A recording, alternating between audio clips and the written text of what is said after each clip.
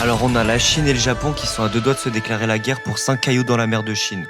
Mais tranquille, personne n'en parle. Alors ces 5 cailloux, pour les Japonais, c'est les îles Senkaku et pour les Chinois, c'est les îles Diaoyu, un truc comme ça. En fait, sur ces îles, il y a rien. Mais autour, il y a du pétrole, du gaz et du territoire maritime. Parce qu'en fait, si vous contrôlez ces îles, vous étendez votre territoire maritime. Et en fait, ces îles sont revendiquées par la Chine et le Japon en même temps. Et récemment, il y a eu un petit fricotage entre un navire japonais et un navire chinois. Chaque pays donne des versions différentes sur ce qui s'est réellement passé, mais ce qui est sûr, c'est que ça a créé beaucoup de tensions. En ce moment, on a Pékin qui envoie des navires, des drones, des avions quasi quotidiennement pour provoquer. Et de leur côté, les Japonais ont renforcé leur base et envoient des missiles longue portée pas loin des îles et envoient aussi des avions quasi quotidiennement. Et bien sûr, on a les États-Unis qui mettent leur nez dedans, ce bon vieux Donald qui a juré de défendre le Japon à tout prix. Donc là, au moindre incident,